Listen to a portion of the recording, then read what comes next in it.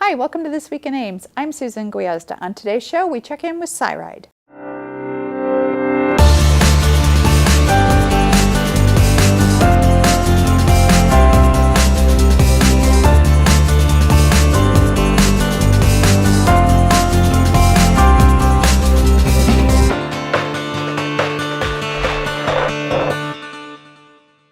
My guest today is Sherry Kairos, Transit Director for the City of Ames Cyride. Sherry, welcome to the show. Great, thank you for having me. It's been a while since we've had you on, and a lot has happened at Cyride. You're in the middle of a really interesting study. Tell me a little bit about that. Yes, obviously we've grown pretty dramatically over the last 8 to 10 years, and really the service structure that we have is the same at 4 million as it is today, carrying almost 7 million riders a year. So we felt it was time to take a look at that structure and just make sure that it was going to work currently and as we move forward in the future as well to serve the community. So we've hired a consulting firm, Nelson Nygaard, out of the Seattle area to come in and help us work through that. So we're really at the phase where we're gathering information, input from the public as to what they would like to see in services. So let's talk about Cyride's, its history. Cyride has a long history, 40 years? 40 years. 40 years. Yep. You had an anniversary not that long ago. That's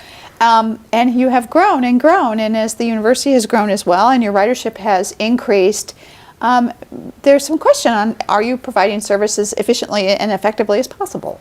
Exactly. That's exactly what we're looking at this point. Obviously, we have added services as the number of riders that we're carrying grows, but we really need to take a step back at this point and make sure that the way we're delivering service today will serve the needs of the community as we're moving forward. For example, we have one route in West Ames. Due to the demand at a certain time of the day, that trip actually has 9 buses on it to carry the number of people that need to come into the campus area. So again, these are all areas where we want to take a look at and see if that's the most effective way of providing service to the community.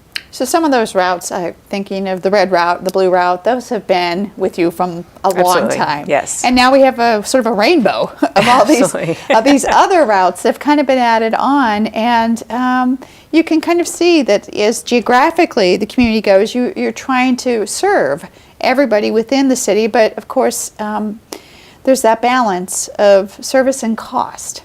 Exactly, and that's the challenge, and that's exactly what we're trying to gauge from the public is what they want to see in the future. So, questions like, should we be providing service to the entire community, or should we have higher frequency routes that use up more of our resources? Those are the kind of things that we want to gauge from the community as to what is important for them to have in their transit system.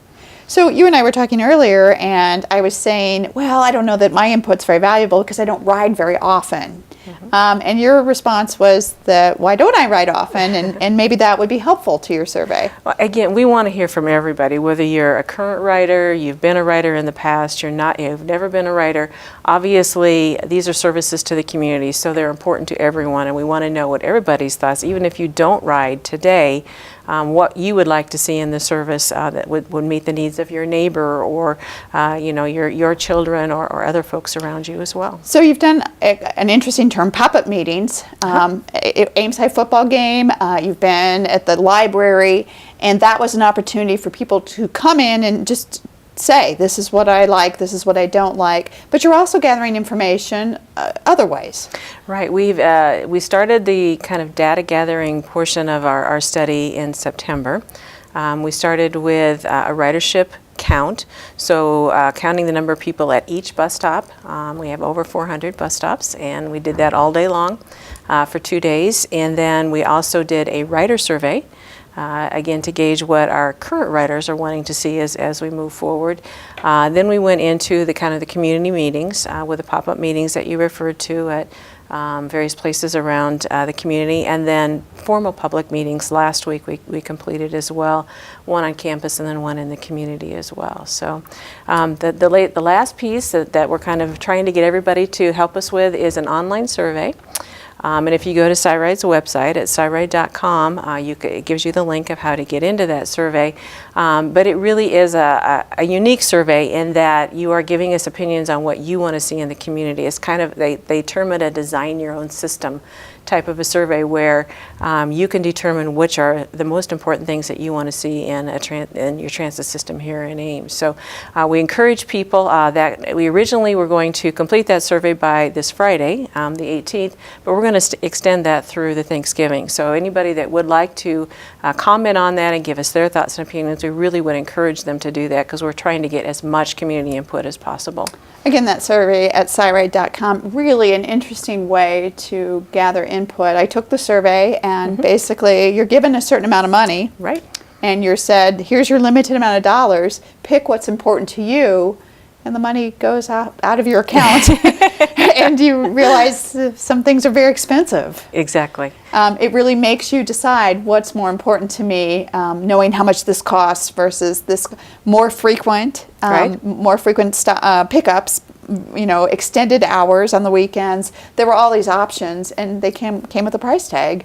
And here you have a finite number in your bank account. So I thought it was a really interesting way to take a survey. And now you've extended the deadline. Correctly, till Thanksgiving. So again, we want to make sure we've given everybody an opportunity that wants to comment through that survey an opportunity to do so. So once the data gathering part's completed, what's sort of the rest of the time frame? Yeah, good question. During the holidays, December and January, the consultant will be gathering all that information, sifting through it, and trying to come up with different changes that might be beneficial to the community as we move forward. They'll be coming back in most likely February. We haven't set that date yet, but as soon as we do, we'll make sure we publicize that date. But we'll be coming back to the community to present what their thoughts are as they have gone through, listen to what people have said, and look at the data as well. And the public will then be able to comment on what they think of those proposals, and then they'll be kind of a back and forth process until we complete it, probably in about April of this next year, so that we can complete the actual report by the end of the fiscal year in June.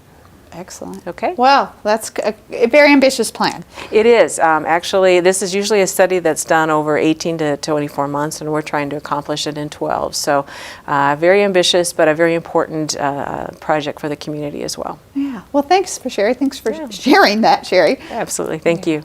Again, if you want to take that survey, it has been extended. You can fill out the survey at Cyride.com through Thanksgiving. Share your thoughts on what's important about public transit in Ames, maybe what services should be provided.